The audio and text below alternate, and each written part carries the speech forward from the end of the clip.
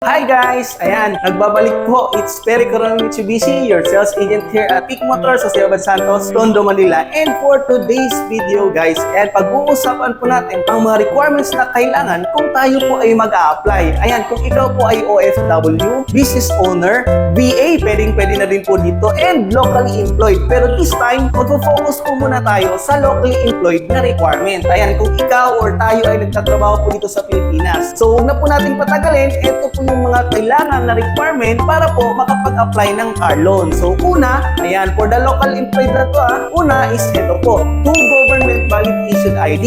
Ayan, sobrang dali lang po. So, kung meron po kayo yan, lalo na kung driver's license, mas okay po yun. And pangalawa, ayan, ito po yung tinatawag na company ID. And for sure naman po siguro kung ikaw ay nagtatrabaho, meron kang company ID. And then, pangatlo, ayan, ito po yung COE with compensation. So, sa COE po, or yung Certification of Employment with Compensation, dito po nakasulat or nakalagay kung ilang years na po tayo nagtatrabaho at kung magkano po yung annual or monthly income po natin. So, ayan. And lastly po is yung proof of billing kung saan po tayo naka-address. So, grabe, yun lang po pala ang requirements para makapag-apply. So, ayan, kung gusto niyo po mag-apply, kontakin niyo lang po ako. Bibigyan ko po kayo ng pinaka-best deal and best promo po na meron po tayo dito sa Mitsubishi Peak Motors sa Ciudad Santos. Ayan. So, mga gustong kumuha ng sasakyan, ito yung contact number natin and Facebook po natin. And 0927-454211 and message lang po ako sa Facebook Messenger po natin, Perry Coronel Mitsubishi. So, yun lang po sa video na to. See you sa next vlog. See you sa next video kasi pag-uusapan po natin yung ibang mga requirements. So, yun lang. Bye-bye! What's up guys?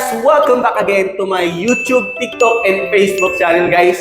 Once again, it's Perry Coronel Mitsubishi, your sales agent here at Peak Motors, Jose Abad Santos, Tondo, Manila. So last time guys, napag-usapan po natin ang requirements ng locally employed. This time, pag-usapan naman po natin ang requirements ng OFW. So huwag na po natin patagalin. May dalawang klase po ng requirement para dun sa OFW. Yun ay kung ikaw nasa ibang bansa ka, iba po yung requirement nun. Pangalawa, pag ikaw po ay on vacation. So pag nandito po kayo sa Pilipinas. Itong requirement na to is para po dun sa OFW na nasa ibang bansa po ngayon. So ang requirement po natin ay isang passport lang po. Okay na po yan. Pwede na po yan. Pangalawa po is yung latest contract. Sir Perry, paano po pag old contract naman po ang meron ako? Pag old contract po, ang partner po niyan ay salary certificate. Ulitin ko po, etong dalawa lang po yung kailangan natin para dun sa OFW na requirement. Sir Perry, sa akin po ba yan mapapangalan? Hindi po, kasi wala po tayo dito sa Pilipinas. Kailangan po natin ng isang immediate family member. Ito po yung asawa, anak na 23 years old above, tapos mother, father, and kapatid. So yun lang po yung pwede. Kung sino po yung pinapadalahan po natin ng remittances every month dito sa Pilipinas, siya po ang magiging principal. At ikaw po na OFW na nasa ibang bansa ngayon, ikaw po yung magiging co-maker. Ay Sir Perry, hindi po ba pwede sa akin ipangalan? Pwede po kung ikaw ay uuwi po ng Pilipinas. Ayan, pag ikaw po ay naka-on vacation, ito naman po yung magiging requirement po natin for the application. So, kailangan po natin ng passport, kailangan po natin ng latest contract, kailangan po natin ng return ticket, papunta at pabalik. So, yun lang po guys yung magiging requirement po natin. Ayan, sa lahat ng OFW dyan na nagbabalak na kumuha po ng sasakyan, kontakin niyo lang po ako sa contact number natin. Ayan,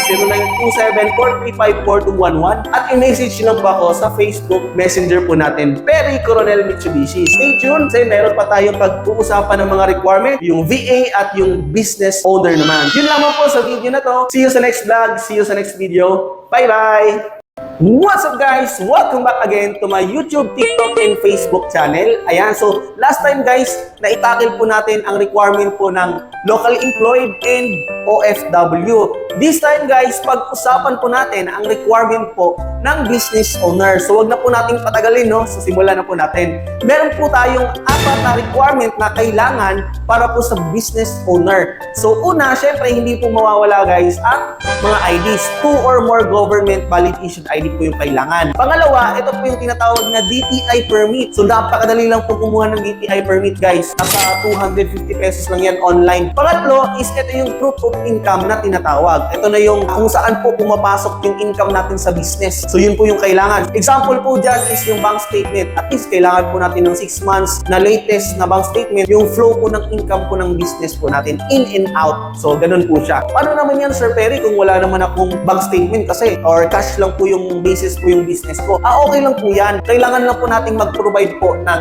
ITR 1701 with financial statement. So, nandun po nakalagay yung annually income mo, gross income mo, net income mo, nandun po sa ITR po na yun. Yun po yung pangatlo. And ang pang-apat naman po guys is proof of billing. So, syempre kung saan po tayo naka-address or saan po naka-address yung business po natin. Yun po guys yung pinakakailangan natin sa business owner po na requirement. Pero, dagdag nyo na rin po siguro guys, itong panlima, tip ko lang po sa inyo, no? Picturean nyo po guys yung business na shop mo or building mo kung meron. Picturean nyo po yan guys kasi add points po yan sa mga banks. So, yun lang po guys sa video na to. Kung gusto nyo pong mag-apply, ayan mga business owner dyan na gusto mag-apply, message nyo lang po ako or tawagan nyo ko sa contact number natin. Ayan. Or i-message nyo ko guys sa Facebook Messenger po natin, Perry Coronel Mitsubishi. So, yun lang po guys sa video na to. And stay tuned kasi meron pa tayong last na itatakil yung VA naman. So, yun lang po guys sa video na to. See you sa next vlog. See you sa next video. Bye-bye! Release na po natin yan.